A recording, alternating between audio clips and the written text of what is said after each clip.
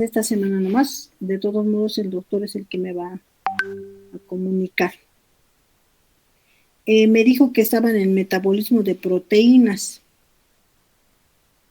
Ese tema les toca empezar, ¿verdad? Sí, doctora, buenas noches. Ya. Buenas noches. Entonces vamos a comenzar. Voy a compartir la pantalla. Y cualquier duda, pregunta o consulta, entonces me interrumpen nomás para hacer la pregunta para que ese momento no se les vaya. Cualquier duda que tengan, ¿ya? Así que no hay problema. Me avisan. Les voy a compartir la pantalla. Denme un minutito.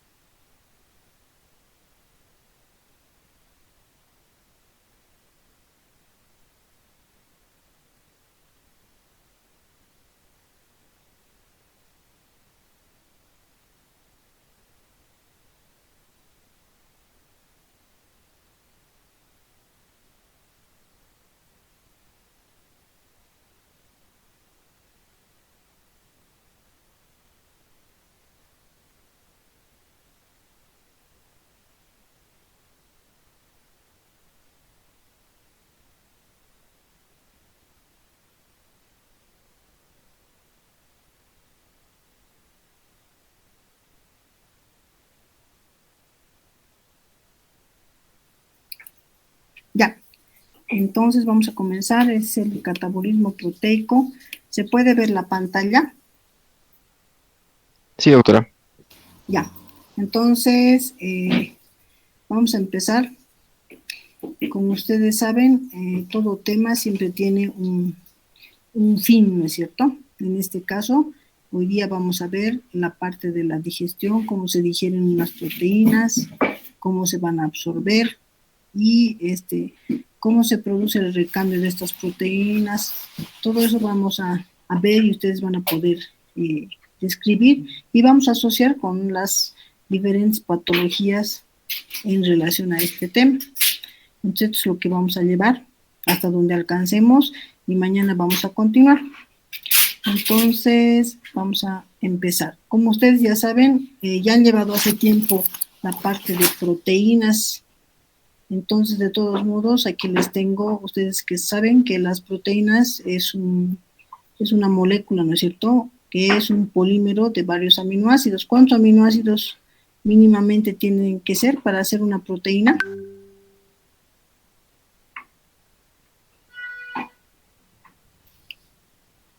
100 aminoácidos, doctora. Muy bien. Entonces, más de 100 aminoácidos ya son las proteínas. Aquí vemos todas las estructuras. Fíjense, ¿pueden ver mi cursor? El cursor, sí, doctora. Ya. Entonces, una estructura proteica puede ser primaria, cuando es una secuencia de aminoácidos, puede ser secundaria, que cuando es la estructura helicoidal, ya deben recordar, y también puede ser dentro de las secundarias, existen las hojas beta plegadas, que es como un acordeón, semejante a un arco de fútbol, y si vemos de perfil es como un acordeón, que está sostenida por los puentes de hidrógeno. La estructura terciaria, como vemos aquí, es una molécula ya plegada que tiene varios tipos de enlaces. ¿Qué enlaces se acuerdan de la estructura proteica? Aparte del peptídico, porque el peptídico es el que une aminoácidos, ¿verdad? ¿Qué otros enlaces forman parte de una proteína? ¿Alguien se acuerda? Enlaces disulfuro. Sí, los disulfuro. ¿Cuáles más? Los enlaces de hidrógeno. Sí, exacto. Entonces son enlaces que son los covalentes, los que forman enlaces verdaderos como el disulfuro que han mencionado, y los no covalentes, que son las atracciones que se dan, que pueden ser los puentes de hidrógeno, pueden ser las uniones hidrófobas, las fuerzas de Van der Waals. Todas esas, las uniones salinas también están, ¿no? Todas esas van a ayudar a conformar esta estructura plegada, ¿sí? Que a diferencia de las dos anteriores ya es funcional, ¿no es cierto? Ya tiene una función determinada. Esta, la de abajo, es una estructura cuaternaria. No es porque tiene 4 subunidades, sino es la asociación de 2 o más subunidades. Puede tener 2 unidades, 2 terciarias, 3, 4, 5, y puede llegar incluso hasta 7. Y estas subunidades pueden unirse por uniones salinas, por puentes de hidrógeno, incluso por puentes disulfuro pueden unirse entre varias subunidades. Entonces, como les decía, la estructura terciaria y la cuaternaria ya son funcionales. Las funciones de las proteínas, solo para recordar, tienen función estructural porque van a formar parte de un tejido, ¿no es cierto?, como el colágeno, que es bien importante en los huesos, en los dientes, en el tejido conectivo. Tienen función reguladora porque pueden ser, muchas de las proteínas pueden ser hormonas, ¿no es cierto?, como la hormona de crecimiento o la misma insulina, a pesar que la insulina tiene 51 aminoácidos, no es tan proteína, ¿no? Es más péptido, pero igual tiene esa función hormonal. También dentro de la función reguladora está, por ejemplo, la proteína P53. ¿Alguien se acuerda qué función cumple la P53?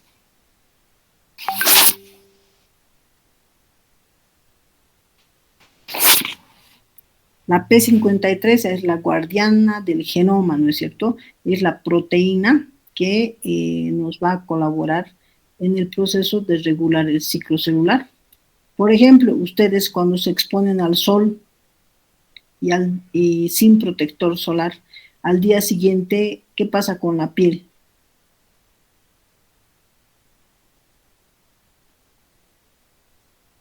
Muchachos, ¿qué pasa? A despegar. Se empieza a descamar, ¿no es cierto? Va a volverse roja, se descama, y esa descamación se produce porque ha sufrido un proceso de apoptosis, ¿no es cierto? Se han muerto las células. ¿Por qué? Porque esa proteína ha producido la apoptosis, ya que la radiación ultravioleta del sol ha producido mutación en su material genético. Entonces, esas células mutadas pueden promoverse a células cancerígenas. Entonces, para evitar ese proceso, esta proteína regula, en este caso, la apoptosis, ¿no es cierto? El ciclo celular de esas células, y produce la apoptosis para que no se vuelvan malignas. También está la función transportadora. Aquí tenemos la hemoglobina. En realidad tiene 4 cadenas, ¿no? Pero aquí es un ejemplo nomás de la función transportadora. Muchas proteínas intervienen en la defensa, como los anticuerpos, ¿no es cierto? Todos el GAM de famoso, ¿no? El IgG, el A, M, D, E. Y la función que es más importante de las proteínas es la función enzimática, es decir, la función catalizadora, porque va a ayudar a catalizar todas las reacciones químicas de síntesis, de degradación, de transformación de moléculas. Entonces, esas son las proteínas, ¿sí? A manera de introducción. Entonces, nosotros, como ven aquí ustedes al centro, tenemos un pool de aminoácidos. ¿Qué es el pool de aminoácidos? Se refiere a que tenemos una reserva de aminoácidos que está en todo el cuerpo. No está específicamente en un compartimento, pero a este pool de aminoácidos es los aminoácidos que tenemos en todo el cuerpo. Estos aminoácidos se aumenta su cantidad por 3 vías, por las 3 que vemos aquí arriba, ¿sí? Por la absorción intestinal, es decir, mediante la dieta, aportamos aminoácidos a nuestro pool. Mediante el recambio, el catabolismo proteico, las proteínas no son eternas, ¿no es cierto? Se van recambiando, y esa degradación de estas proteínas van a formar aminoácidos. Y también por la síntesis endógena, es decir, nuestro cuerpo sintetiza algunos aminoácidos y también eso es una vía de aporte a este pool de aminoácidos. Así como se sintetizan estos aminoácidos, también van sustrayéndose o utilizándose para diferentes funciones. Obviamente para sintetizar proteínas, para renovar las proteínas que se han degradado, para sintetizar compuestos nitrogenados, ¿no es cierto? Hay muchos compuestos que tienen nitrógeno, por ejemplo, las mismas bases nitrogenadas, la urea, la hemoglobina misma, o sea, las porfirinas, son compuestos que vienen de estos aminoácidos. Y finalmente, el pool de aminoácidos va a ser utilizado para degradar a esos aminoácidos, a lo que se llama catabolismo, ¿no? Se van a degradar, se van a metabolizar en aminoácidos que son glucogénicos, los que sintetizan glucosa, o en aminoácidos que sintetizan acetil-CoA, que son los ketogénicos. Entonces, ese es el movimiento que sufre nuestra cantidad de aminoácidos en el cuerpo. Hay procesos que aportan aminoácidos y otros procesos que sacan o utilizan esos aminoácidos. Entonces vamos a ver ahora cada uno de estos procesos. Vamos a hablar primero de la dieta, las proteínas de la dieta.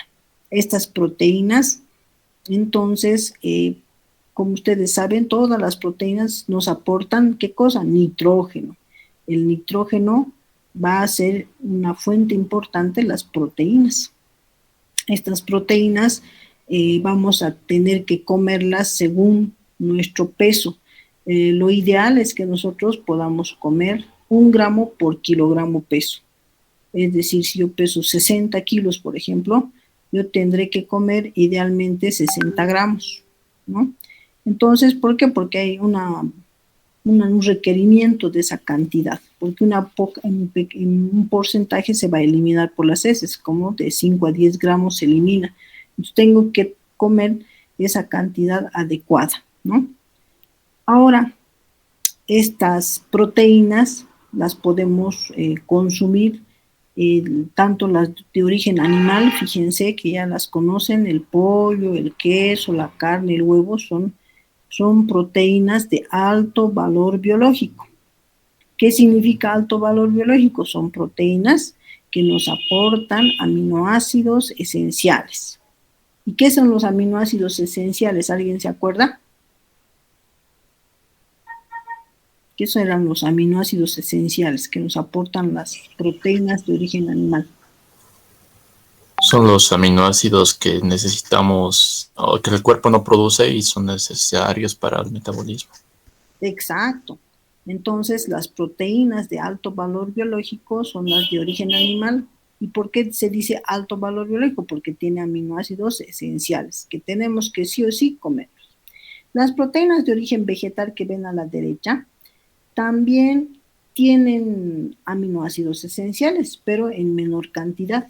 Por eso la diferencia, ¿no? Las de alto valor biológico son las de origen animal, pero las de origen vegetal son de menor valor biológico, ¿sí? Tienen menos cantidad, pero tienen también aminoácidos esenciales.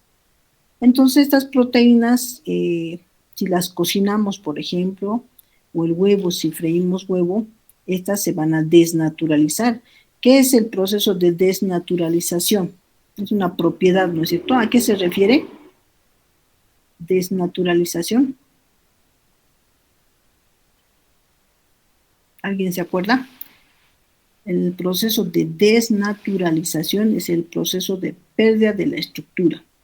Hemos hablado al principio, ¿no? Estructura primaria, secundaria, terciaria, cuaternaria. Entonces, cuando estas proteínas son sometidas al calor, se desenrollan, por así decirlo, ¿no? Se vuelven de estructura terciaria, que eran con varios enlaces, se convierten en estructura primaria, ya en estructura lineal. Entonces, gracias al calor, esas se desenrollan las proteínas y son fácilmente accesibles a las enzimas, a cortar sus enlaces peptídicos y por lo tanto son fácilmente digeribles. Pero si comemos proteínas sin desnaturalizar o alimentos, proteínas crudas, por ejemplo, no hay problema porque también en nuestro cuerpo va a sintetizar ácidos, ¿no? Como en el estómago, fíjense, en el estómago sintetizamos ácido clorhídrico y el ácido clorhídrico más o menos está alrededor de 2 al 3 por 3 de pH, y por lo tanto esta acidez desnaturaliza. Aquí está el ejemplo, fíjense, es la proteína terciaria y por el efecto del pH o de la temperatura se desenrolla, pierde sus enlaces y se convierte en una proteína primaria, ¿no? De estructura primaria, que ya se ha desnaturalizado. Y esa desnaturalización hace que sea más fácil de cortar sus enlaces, ¿no es cierto? Imagínense aquí unas tijeritas que van a ir cortando, es más fácil cortar una proteína desnaturalizada que una proteína que no sea naturalizada, o que sea una proteína terciaria más bien. Entonces, dentro de la digestión tenemos dos tipos de enzimas, las exopeptidasas y las endopeptidasas. Exo, que significa afuera, ¿no es cierto? Y las endo significa adentro. Las exo liberan el último y el primer aminoácido. Fíjense, esta exo libera el primero y esta otra exo de la derecha libera el último aminoácido. En cambio, las endopeptidasas son las que cortan aquí al centro los enlaces peptídicos. Gracias a estas enzimas, entonces, vamos a obtener péptidos pequeños, ¿no es cierto?, y aminoácidos libres. Eso es lo más importante, que podamos obtener aminoácidos para que estos puedan absorberse y ya sean nuestros nutrientes que estamos consumiendo a través de este proceso de digestión. Entonces, aquí tenemos a las enzimas. Vamos a hablar primero de las endopeptidasas. Son estas. Las endopeptidasas está la tripsina, ¿no? La tripsina. Esta tripsina, sobre todo, va a liberar o va a cortar, ¿no es cierto?, a la lisina y a la arginina, ¿no? A la lisina y a la arginina. Pero va a cortar su lado del lado derecho, por eso se dice del lado C-terminal. Ustedes saben que en una cadena, al lado izquierdo, es el extremo, aquí quisiera escribir aquí, no puedo, el extremo N, y a la derecha es el extremo C, ¿ya? A la izquierda es el extremo N por el grupo amino, y a la derecha es el extremo C por el grupo carboxilo. Entonces, el extremo C está a la derecha y el extremo N a la izquierda. Entonces, ¿qué hace esta tripsina? La tripsina corta al lado derecho, por eso aquí dice C-terminal, al lado derecho de la lisina y de la arginina, ¿ya? Y la quimotripsina, que es otro de las enzimas digestivas, va a cortar también a la derecha, pero de estos tres aminoácidos, de la fenilalanina, de la tirosina y del triptófano, ¿ya? Del triptófano, de los tres. Finalmente, la pepsina, que es el aminoácido, la enzima que también es una endopeptidasa, esta corta a la izquierda, ya no a la derecha, porque es N-terminal. Corta a la izquierda de los mismos aminoácidos, fenilalanina, tripsina y tirosina, ¿ya? Tirosina y tripsina. Esas son las tres enzimas digestivas: tripsina, quimotripsina y pepsina. A las exopeptidasas, por ejemplo, bueno, este cianógeno de bromida, ese es un compuesto químico que no interviene en la digestión como tal, pero que libera la metionina que se encuentra en el extremo C-terminal, ¿ya? Esa parte. Pero sí tenemos dos, incluso hay una más, dos exopeptidasas, que tenemos la carboxipeptidasa y la aminopeptidasa. La carboxipeptidasa hay dos tipos, la A y la B, ¿ya? La A, sobre todo, libera, si es carboxi, ¿a qué lado libera? ¿A la derecha o a la izquierda? Derecha. Derecha, ¿no? Libera entonces la carboxipeptidasa a la derecha, los que siempre y tanto hayan aminoácidos aromáticos. ¿Cuáles son los aminoácidos aromáticos? ¿Se acuerdan? Sí, es fenilalanina, Exacto. triptófano y tirosina. Y la tirosina, muy bien. Entonces, esta carboxipeptidasa, siempre y tanto haya fenilalanina, tirosina y triptófano a la derecha, va a cortar, ahí va a liberar esos aminoácidos. En cambio, la carboxipeptidasa tipo B también libera al último aminoácido, al aminoácido de la derecha, pero de la lisina y de la arginina, siempre y tanto sea lisina y arginina. Si son otros aminoácidos, por ejemplo, qué sé yo, prolina, cisteína, valina, no los va a liberar, solo va a liberar la a aminoácidos aromáticos y la B solo a la arginina y a la lisina. En esta lista me falta como la aminopeptidasa, ¿ya? Aminopeptidasa, le van a aumentar, aminopeptidasa. La aminopeptidasa, como su nombre dice, libera al primer aminoácido, es decir, al aminoácido del extremo del lado izquierdo, ¿ya? Esa es la aminopeptidasa. Entonces, mediante todos estas enzimas, vamos a poder cortar a los aminoácidos, a las proteínas. Fíjense en este cuadrito, es una cadena peptídica. Fíjense, bueno, aquí debe estar a la derecha, el cuadrito, es el extremo C, que es la carboxipeptidasa. Aquí está una quimotripsina que va a ir liberando. Y aquí está, fíjense, la aminopeptidasa, hay varias enzimas que gracias a su acción de cortar los enlaces peptídicos, liberan estos aminoácidos libres y estos ya van a poder absorberse. Aquí hay una pregunta, ¿cuál será el rendimiento de la digestión de este péptido? Esto quizás lo han visto. Entonces, ¿qué hacemos? Ponemos, por ejemplo, si fuera una aminopeptidasa, rompe a ese primer aminoácido, lo va a romper, ¿no es cierto?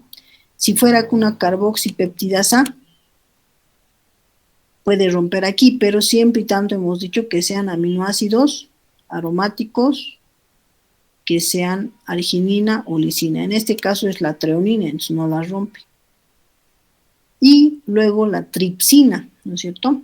La tripsina, ¿a qué aminoácidos rompía? A la arginina y a la lisina, ¿no? La arginina, si recuerdan, está con R, es decir, que rompe aquí a la derecha de la arginina, y a la lisina, que es la letra K, que también rompe a la derecha de la letra K. Entonces ahí le van poniendo ustedes unas rayitas de clivaje, es decir, que se está rompiendo esos dos. Y la quimotripsina, que rompe a la fenilalanina, a la derecha también, ¿no? A la derecha de esta F, luego va a romper a la derecha del triptófano, ¿no es cierto? Y también romperá a la derecha de la tirosina, pero en este caso no la tenemos. La tirosina se abrevia con la letra Y, ¿no es cierto? Entonces no está aquí. Y la pepsina, que rompe también a la izquierda de los mismos, ¿no? A la izquierda de la fenilalanina, aquí una rayita, a la izquierda del triptófano, ahí le van a poner otra rayita a la izquierda, y de esa manera van a poder observar que se van a ir liberando aminoácidos libres. Obviamente no se rompe por completo la proteína, porque siempre quedan péptidos que se van a eliminar en las heces, pero la mayor parte de los aminoácidos pues se llegan a absorber. Entonces ese es el proceso de digestión, ¿sí? Ahora vamos a la absorción, al proceso de absorción. ¿Cómo se absorben estos aminoácidos? Una vez que se han liberado esos aminoácidos, pueden absorberse mediante 3 mecanismos. Uno es por el cotransporte con el sodio, ¿no es cierto? Otro es mediante el glutatión, que es un tripéptido. Y el tercero es específicamente por proteínas transportadoras que son específicas para determinados aminoácidos. Entonces veremos el cotransporte. Fíjense que los aminoácidos se absorben cuando hay presencia del sodio.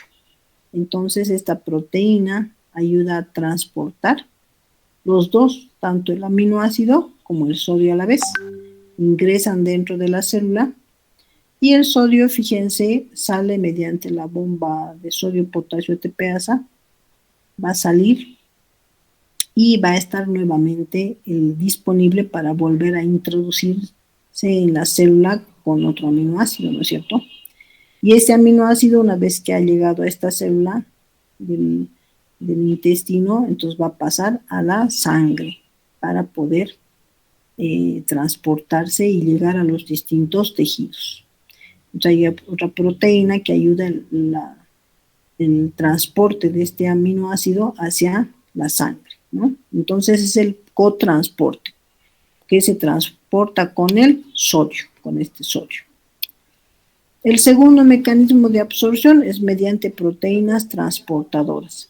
Fíjense aquí en colorcito verde, en color rojo, están nuestras proteínas, nuestras peptidasas, ¿no es cierto?, que rompen a las proteínas en moléculas más simples, que es lo que acabamos de ver, la digestión, y de esa manera vemos los aminoácidos libres.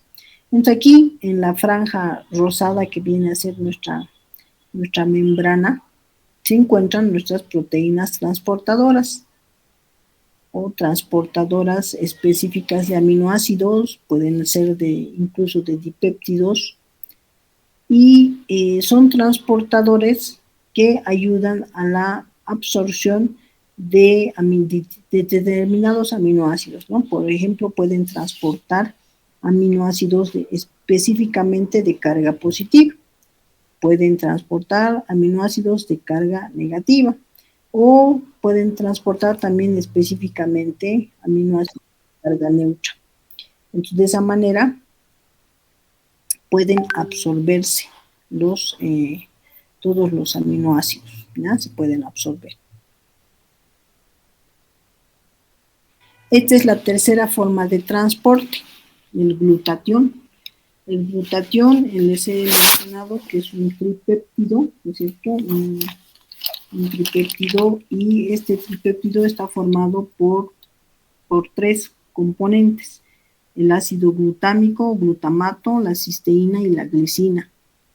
Estos 3, entonces, para poder ayudar al ingreso de un aminoácido al proceso de absorción, se separan. Fíjense, se separa en glutamato y en cisteína y glicina. El glutamato es el que capta a este aminoácido que está afuera y lo ingresa. Fíjense, entra en pareja el glutamato con el aminoácido, y la cisteína y la glicina se quedan en forma de dipéptido. Por un lado, el glutamato va a liberar el aminoácido a la parte interna de la célula y luego nuevamente queda libre, ¿no es cierto? Hay un proceso intermedio donde se forma la oxoprolina, pero luego nuevamente se forma el glutamato. Este glutamato, una vez que ya ha liberado al aminoácido, lo que hace es captar nuevamente a sus compañeros, ¿no es cierto? En este caso, la cisteína y la glicina se rompe el enlace, se libera cisteína por un lado y glicina por el otro, y el glutamato nuevamente capta la cisteína, capta la glicina y nuevamente forma el glutatión, ¿ya? Entonces, de esa manera va a poder intervenir en el proceso de absorción.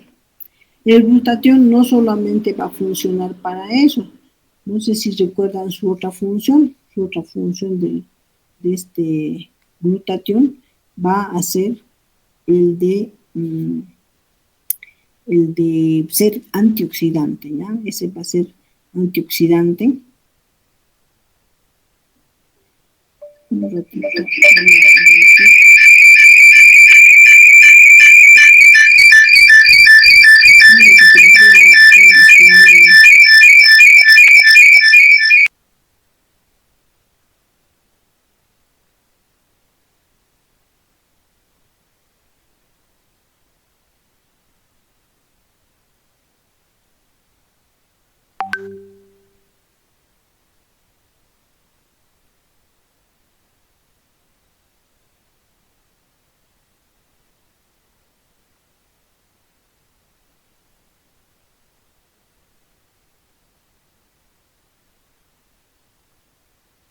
Ya, continuamos entonces.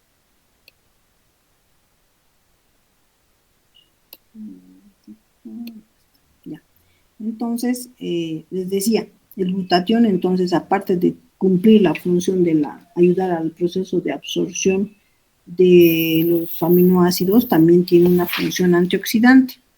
Ayuda a disminuir el peróxido de hidrógeno, que puede afectar a la membrana del eritrocito, por ejemplo, ¿no? Y de esa manera provocar que la membrana sea inestable, se rompa la membrana y de esa manera se forme se reviente el eritrocito. Y al reventarse el eritrocito se dé una anemia hemolítica, ¿no? Entonces también esa es la otra función del glutatión.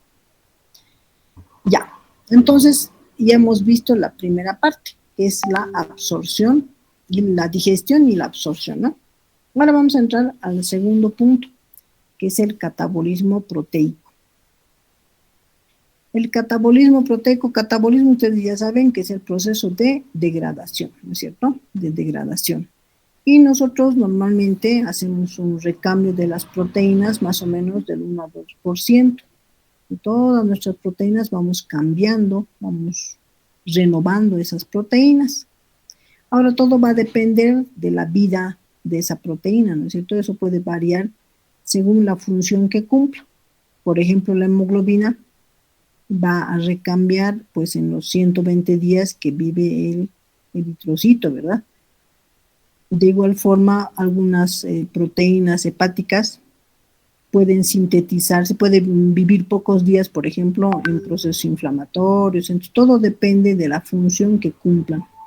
Y según eso se van catabolizando, es decir, se van degradando. De esos aminoácidos, fíjense, de estas proteínas que empiezan a degradarse, se recuperan aminoácidos. El 75% de esos aminoácidos se van a reusar, se van a utilizar para otras funciones. Ya hemos dicho hace rato, ¿para qué se usan? Para sintetizar otras proteínas, para sintetizar compuestos nitrogenados, o simplemente se catabolizan y se convierten en glucosa o en acetil-CoA, ¿ya? Entonces, pero el 75% van a reciclarse.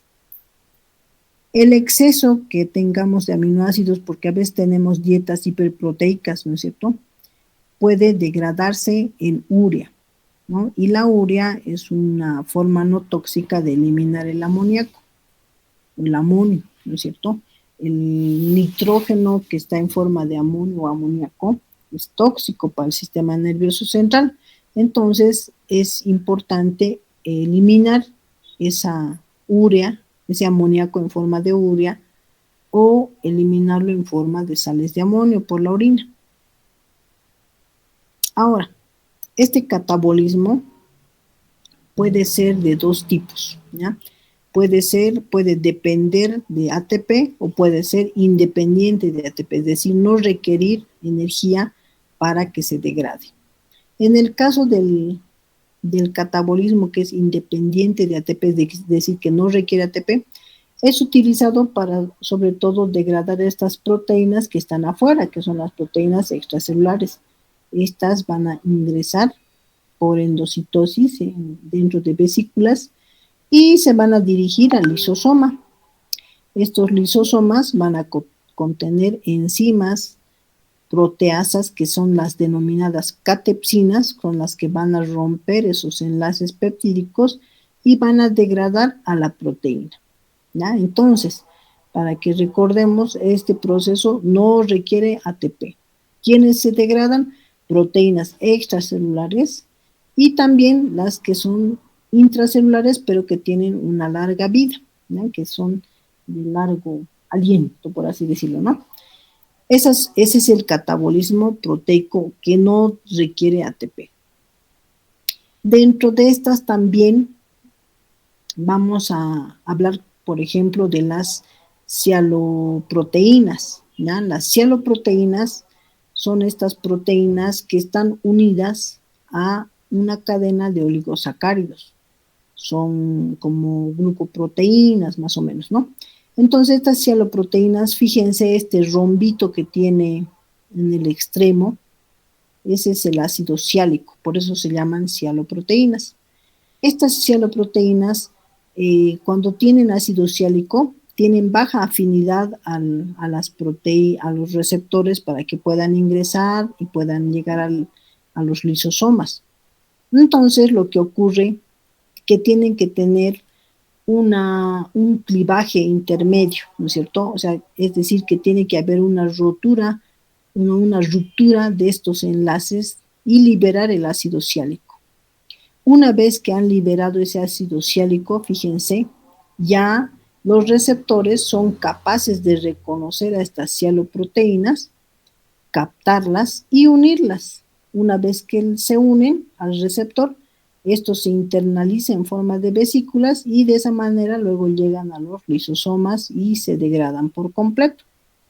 Entonces, las cialoproteínas también se catabolizan mediante los lisosomas, pero necesitan liberar el ácido ciálico terminal, ¿no es cierto?, que tiene su cadena de oligosacáridos.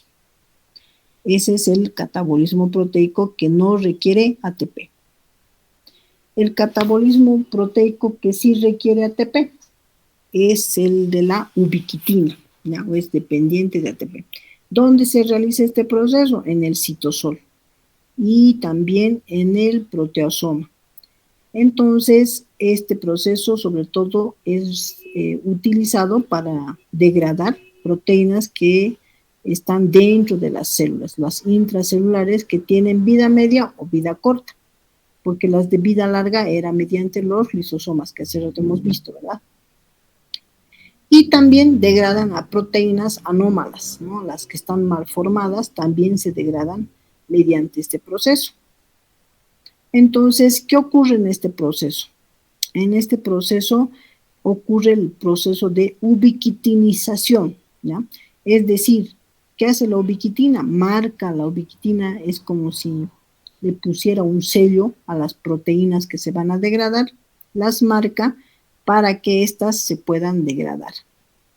Entonces, sobre todo, fíjense aquí en esta partecita, las que tienen grupo N terminal van a, con estos aminoácidos, ayudan al proceso de ubiquitinización. Por ejemplo, las proteínas que terminan en metionina o en serina van a tardar en este proceso. En cambio, las que tienen asparagina o arginina como aminoácido N terminal, va a ser más rápido el proceso de degradación proteica. De igual forma, las proteínas que tengan secuencia PEST, ¿qué significa PEST? Es de prolina, E de ácido glutámico, S de la serina y T de la treonina.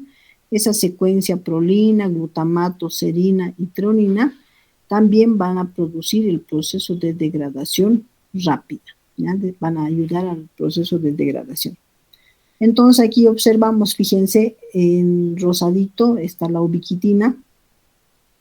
Esta ubiquitina tiene dos componentes, por así decirlo, ¿no? Dos componentes. Una es la fracción E1, donde esta fracción E1 se une a la ubiquitina gracias a un ATP. Fíjense que está el ATP. Este ATP, esa energía va a ser utilizada para unir la fracción E1 a la ubiquitina. Esta fracción E1 se une a la ubiquitina y asociado con el AMP va a ayudar a unir la fracción E2. Entonces la E1 sale y la E2 la reemplaza. Entonces la ubiquitina ya está unida a la fracción E2. Y la fracción E3 es la que reconoce a la proteína que se tiene que degradar y le transfiere esta fracción E3, le transfiere a esa proteína a la ubiquitina. Por lo tanto, sale la E2 y la E3 le transfiere la proteína a la ubiquitina. Entonces esa proteína ya está marcada, ya está ubiquitinizada. Una vez que la proteína ya está con la ubiquitina unida, es reconocida por el proteasoma. Y en este proteasoma, pues empiezan a cortarse todos los enlaces peptídicos para producir los aminoácidos libres, ¿sí? Entonces ese es el proceso. Para estas tres, entonces, para este proceso de ubiquitinización, vamos a requerir a las fracciones E1, E2 y E3, ¿ya? Entonces, aquí podemos ver una aplicación. Existen varias enfermedades, de esas ustedes las deben conocer. Tenemos enfermedades que se asocian a una alteración de este proceso de ubiquitinización. Por ejemplo, está la enfermedad de Angelman, ¿no es cierto?, que es una enfermedad más que todo genética, ¿no?, que hay una alteración a nivel del cromosoma 15. Luego tenemos la enfermedad de Hippel-Lindau, von Hippel-Lindau, que es la que tenemos aquí en el esquemita, ¿no?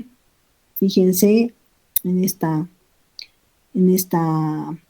gráfica, podemos observar que va a haber una variación, va a haber una mutación del gen BHL, que es el que va a producir una ubiquitinización anormal, ¿ya? Entonces, eso va a producir una alteración en el factor inhibitorio de la hipoxia o por hipoxia, hace que se acumule el IF1 y el IF2, y eso va a promover en estos pacientes de von Hippel-Lindau un proceso de angiogénesis, es decir, van a crecer mayor cantidad de capilares, ¿no es cierto? Va a haber una angiogénesis, va a alterarse el transporte de la glucosa, ¿no es cierto? Va a alterar la proteína GLUT.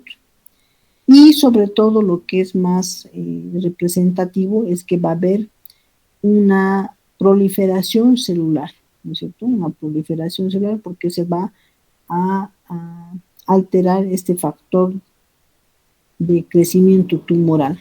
Entonces va a haber una proliferación celular.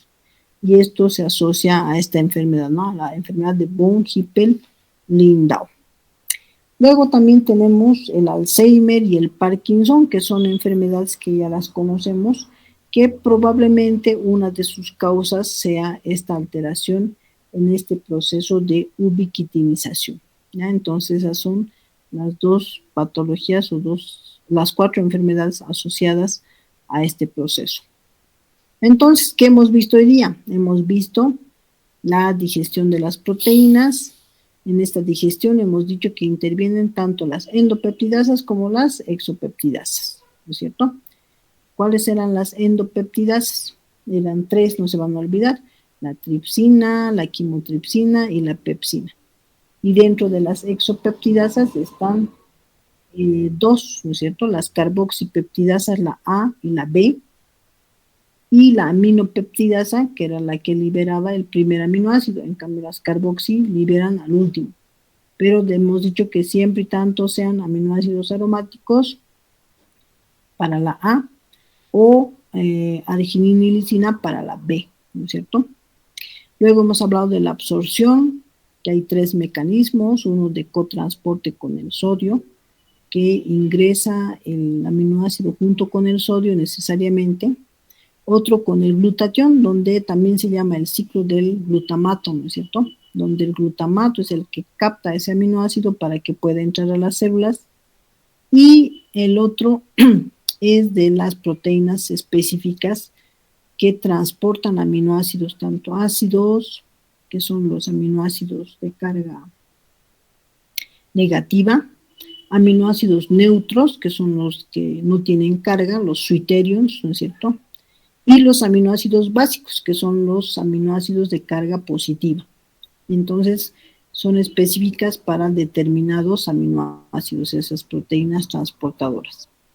Luego hemos visto el catabolismo proteico, es decir, el proceso de degradación, que hemos dicho que, ¿por qué se degrada? Porque tiene que renovarse esas proteínas y más o menos degradamos de 1 al 2% de nuestras proteínas en todo nuestro cuerpo.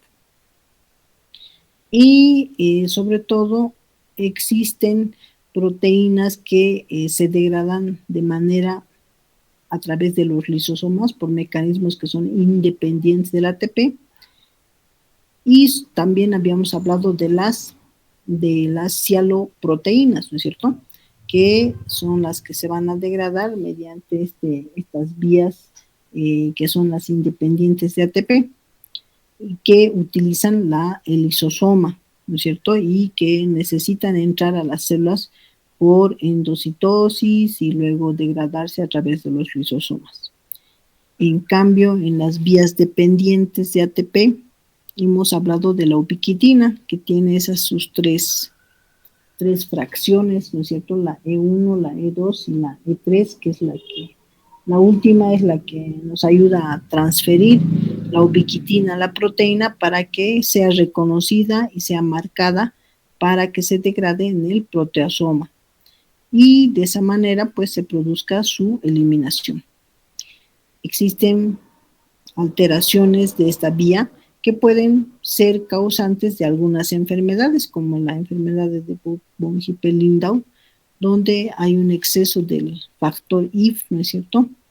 También el síndrome de Angelman, que está asociado al cromosoma 15, y el Alzheimer y el Parkinson también, que puede que tengan además un componente alterado, ¿no?, en el proceso de ubiquitinización. Entonces, con eso hemos visto lo referente al catabolismo proteico. Entonces, mañana vamos a ver, para darles un adelanto, mañana vamos a ver la parte del metabolismo propio de los aminoácidos, los procesos de desaminación, de transaminación. Vamos a hablar de las enzimas que son importantes para eliminar el amoníaco, porque hemos dicho que es un compuesto tóxico.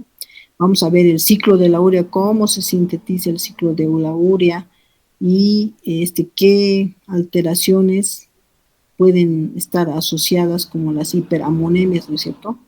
Van a estar asociadas cuando tenemos un exceso, y cómo se daña el sistema nervioso, cómo se afecta el ciclo de Krebs con estos procesos de hiperamonemia. Entonces, es lo que vamos a ver mañana. ¿Tienen alguna pregunta, consulta, duda?